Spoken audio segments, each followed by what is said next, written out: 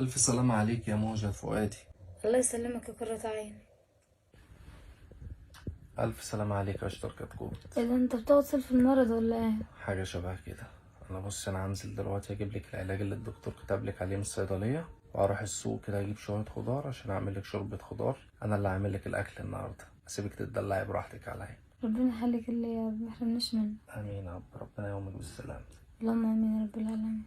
وهنا كنت خدت روشتة اخواتي ونزلت عشان اجيب لندى العلاج، لان هي حرفيا كانت بتموت من كتر التعب، واحنا كنا كاشفين امبارح بالليل متاخر، ونزلت على بعض الصيدليات للاسف ما لقيتش العلاج، فقلت استنى للصبح اجيبه لها بالمره، والدكتور كان كاتب لها كل حاجه مسلوق، فنزلت كده عشان اجيب لها حاجه اعمل لها شوربه خضار. نزلت جبت عيش كده وجبت حته جبنه قديمه، قلت عشان افطر انا كمان. دخلت الماركت قلت اجيب لها زبادي سهله على المعده، يعني شويه حلويات كده بتحبوه بالله. كل يدعي الندى في الكومنتات ربنا يشفيها. وقلت اديها البرشام كده، مع ان البرشام الصراحه كان مر جدا وهي مش قادره تستحمل اصلا تاخد. رحت جاي مقلب لها الزباديه كده، قلت عشان تبقى سهله على معدتها واهزر معاها. ما كانتش متقبله اي حاجه من كتر الوجع اللي هي بتتألمه، الصراحه كانت صعبانه عليا جامد. فقلت ادخل على التلاجة كده، طلعت فراخ وقلت اعمل لها فراخ واطلع روح الشيف اللي جوايا، مع اني يعني ما بعرفش اعمل اكل والله.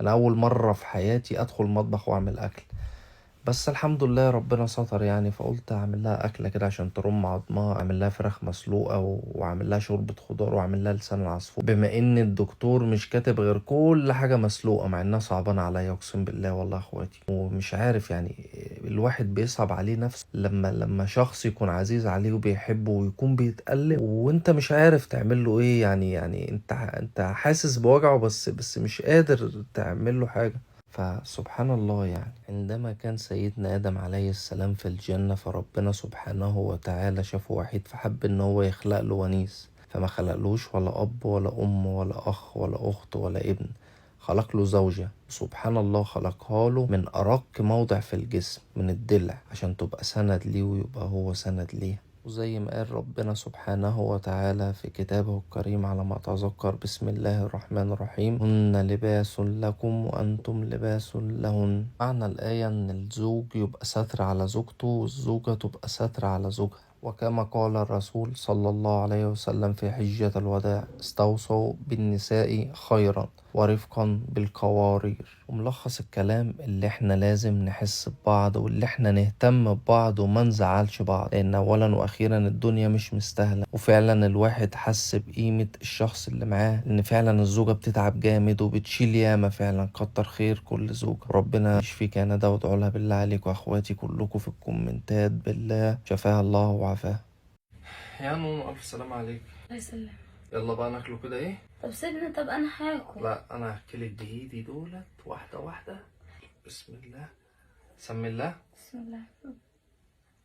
واحده واحده. يلا هم يا جمل، هم يا جمل، هم يا جمل، هم يا جمل.